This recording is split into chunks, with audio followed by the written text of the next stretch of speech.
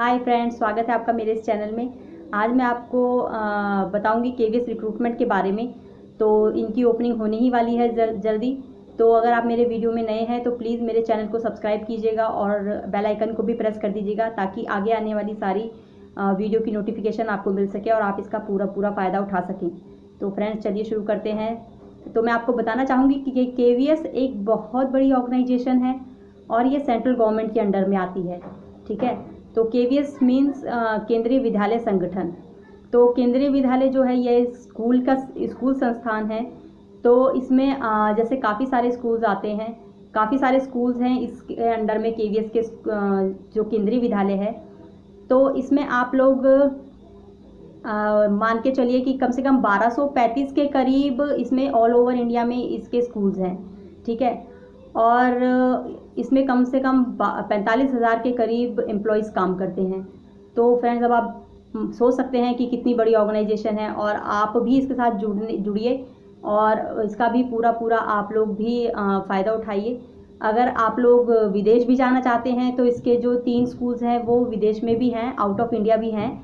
तो जैसे कि मैं आपको बता दूं, एक काठमांडू में है जो नेपाल में है, नेपाल की राजधानी है, और एक आपका मॉस्को में है जो रशिया की राजधानी है, और एक आपका तेहरान में है जो ईरान की राजधानी है। तो अभी और भी विदेशों में भी अभी योजना चल रही है कि और भी स्कूल्स खोले जाएं। तो देखते हैं कब तक खुलते हैं, तो उसकी भी मैं आपको पूरी जानकारी दूंगी। तो फ्रेंड्स अब ज़्यादा टाइम ना लगाते हुए हम बात करते हैं कि अभी जैसे मैंने आपको बताया कि जो केवीएस है वह स्कूल संस्थान है। तो इसके अंतर्गत जैसे काफ़ी सारे स्कूल्स मैंने आपको बताया 1235 के करीब है ऑल ओवर इंडिया में। तो फ्रेंड्स अब इसमें जैसे हम समझ सकते हैं कि ये स्कूल के नाम से है, तो इसमें जो वैकेंसीज निकलेंगी ज़्यादातर वो टीचर्स की ही होंगी। स्कूल में टीचर्स ही ज़्यादा होते हैं, लेकिन वैसे जो स्टाफ में अगर माना जाए तो इसमें एक टीचिंग स्टाफ वैकेंसीज होता है, एक नॉन टीचिंग स्टाफ वैकेंसीज होती हैं, पोस्ट होती हैं। तो उसमें अभी मैं आपको जो टीचिंग के लिए पोस्ट के लिए अभी रिक्रूटमेंट हो रही है, अभी निकलने वाली हैं, तो उसके बारे में बता रही हूँ। तो नॉन टीचिंग के लिए भी जैसे ही निकलती हैं तो उसके बारे में भी मैं आपको बताऊँगी। तो आज हम बात करेंगे टीचिंग स्टाफ की। ठीक है फ्रेंड्स, तो इसमें जैसे कि टीचिंग स्टाफ में अगर हम जाते हैं तो इसमें 3 तरीके की पोस्ट होती हैं। एक होता है पीआरटी, इसको कहते हैं प्राइमरी टीचर। ठीक है, और एक होता है टीजीटी, इसको कहते हैं ट्रेन ग्रेजुएट टीचर। ठीक है, एक होता है पीजीटी, इसको कहते हैं पोस्ट ग्रेजुएट टीचर। ठीक है फ्रेंड्स, तो इस तरीके की ये 3 पोस्ट्स होती हैं। तो अगर आप इसके बारे में पूरी जानकारी चाहते हैं तो बने रहिए मेरे साथ। तो फ्रेंड्स जैसे कि अब मैंने आपको बताया पीआरटी जो होता है प्राइमरी टीचर की पोस्ट होती है। तो इसके लिए आपकी जो क्वालिफिकेशंस होनी चाहिए वो आपको चाहिए सीनियर सेकेंडरी पास, मिनिमम 50% मार्क्स। ठीक है फ्रेंड्स, फिर बता देती हूँ, सीनियर सेकेंडरी पास मिनिमम 50% आपके मार्क्स होने चाहिए सीनियर सेकेंडरी में, और इसके साथ आपको बीएड किया हुआ होना चाहिए। अगर बीएड नहीं है तो आप बीएलएड आपको होना चाहिए पास। बीएलएड का मतलब है friends bachelor of elementary education. ठीक है फ्रेंड्स, और इसमें आपको प्लस सीटेट का एग्ज़ाम पास होना चाहिए। ठीक है फ्रेंड्स, तो अब मैंने आपको क्या क्वालिफिकेशन बताई एक बार दोबारा से बता देती हूँ। प्राइमरी टीचर के लिए फर्स्ट जो क्वालिफिकेशन है वह है सीनियर सेकेंडरी पास प्लस मिनिमम 50% मार्क्स, और सेकंड है आपका बीएड और बीएलएड। ठीक है फ्रेंड्स, प्लस थर्ड है आपका सीटेट का एग्ज़ाम पास। तो फ्रेंड्स ये अगर आपकी क्वालिफिकेशन है तो आप पीआरटी के लिए अप्लाई कर सकते हैं। तो इसके लिए जो एज है फ्रेंड्स वो आपकी मैक्सिमम 30 होनी चाहिए। 30 से जो कम के लोग हैं या 30 तक के जो लोग हैं वह इसके लिए अप्लाई कर सकते हैं। ठीक है फ्रेंड्स, और एज को लेकर भी मैं आपको बताऊंगी कि थोड़ा अगर आपकी एज ज़्यादा भी होती है तो आप इसके लिए कैसे अप्लाई कर सकते हैं। तो इसके लिए आपको मेरा वीडियो अंत तक देखना होगा, तो बने रहिए ताकि मैं आगे और जो दूसरी पोस्ट है उसके बारे में पहले बता देती हूँ। तो दूसरी जो पोस्ट होती है फ्रेंड्स वो होती है, अच्छा प्राइमरी टीचर के लिए बता देती हूँ, जो प्राइमरी टीचर्स होते हैं वो 1st क्लास से 5th क्लास तक के बच्चों को पढ़ाते हैं। ठीक है फ्रेंड्स, अब हम आते हैं टीजीटी पे। टीजीटी होते हैं ट्रेंड ग्रेजुएट टीचर। अब ये जो ट्रेंड ग्रेजुएट टीचर होते हैं ये पढ़ाते हैं 6 से लेके 10th क्लास तक के बच्चों को। ठीक है फ्रेंड्स, अब इसके लिए आपको क्या क्वालिफिकेशन चाहिए वो मैं आपको बता देती हूँ। इसके लिए आपको ग्रेजुएट होना चाहिए मिनिमम 50% मार्क्स के साथ। ठीक है, और आपको बीएड होना चाहिए पास, और आपको सीटेट पास होना चाहिए। ठीक है फ्रेंड, तो आपको इसमें जो क्वालिफिकेशन है दोबारा से बता देती हूँ, इसको क्लियर रखिएगा।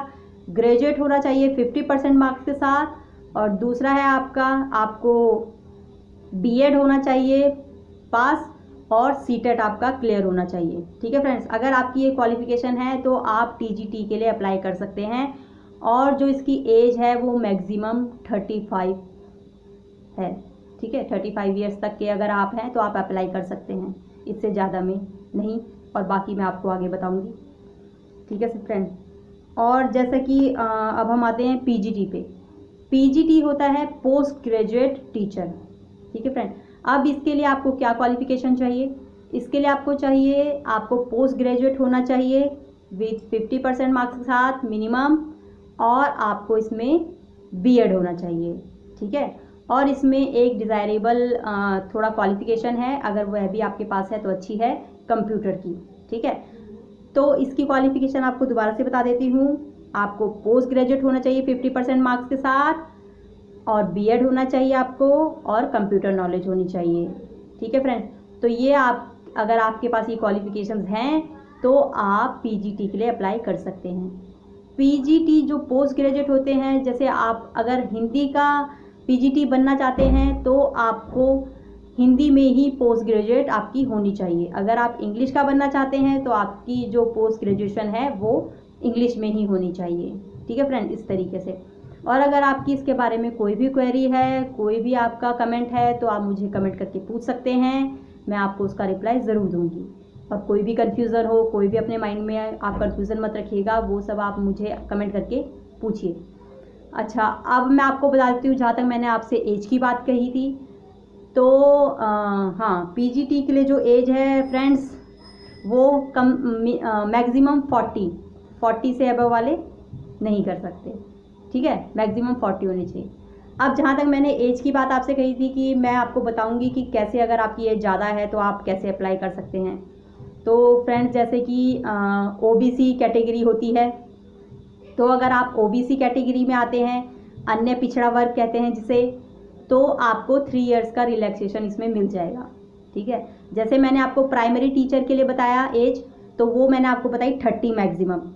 तो अगर आप इसमें 3+ और कर दीजिए, अगर आप ओबीसी कैटेगरी में आते हैं तो आप अगर 33 तक के भी हैं तो भी आप इसके लिए अप्लाई कर सकते हैं। ठीक है फ्रेंड्स, अब हम आते हैं एससी और एसटी कैटेगरी, अनुसूचित जाति, अनुसूचित जनजाति।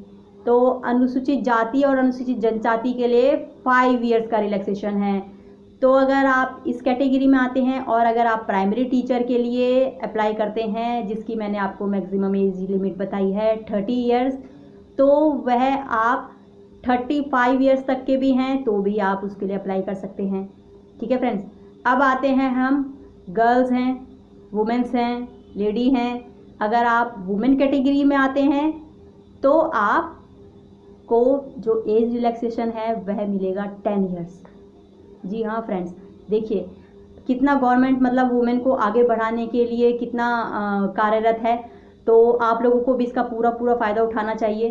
तो आप लोग टीचिंग स्टाफ में आइए ज़्यादा से ज़्यादा और पूरी प्रिपरेशन कीजिए, जैसे मैंने आपको क्वालिफ़िकेशन बताई है। तो इस तरीके से भी अगर आप अभी इवन मैंने जैसे प्राइमरी टीचर का आपको बताया, और जो भी गर्ल्स, वुमेन और लेडी हैं, तो अगर 30 उसकी एज है मैक्सिमम, तो आप उसे 40 इयर्स तक भी अप्लाई कर सकते हैं। तो मैं आपको फ्रेंड्स ये बताना चाहूँगी और आपसे शेयर करना चाहूँगी कि अगर आप 32, 34 के भी हैं तो भी आपको निराश होने की कोई ज़रूरत नहीं है। आप अभी भी बीएड कर सकते हैं और अप्लाई कर सकते हैं। 40 इयर्स तक का आपके पास टाइम है। तो आप मेरे वीडियो के साथ लगातार बने रहिए और मैं आपको इसके बारे में और भी अधिक जानकारी दूंगी आगे, कि जैसे ही रिक्रूटमेंट निकलती हैं और इसका पे स्केल कैसा है, इसमें इस संगठन के साथ जुड़ के, KVS संगठन के साथ जुड़ के आपको क्या क्या फैसिलिटीज़ मिलेंगी और आपका सैलरी स्ट्रक्चर क्या होगा, उसके बारे में भी मैं आपको पूरी जानकारी दूंगी फ्रेंड्स। तो बने रहिए मेरे साथ और मेरे चैनल को सब्सक्राइब ज़रूर कीजिएगा, और आपको अगर कोई भी कन्फ्यूज़न हो तो कमेंट ज़रूर कीजिएगा। Thank you friends.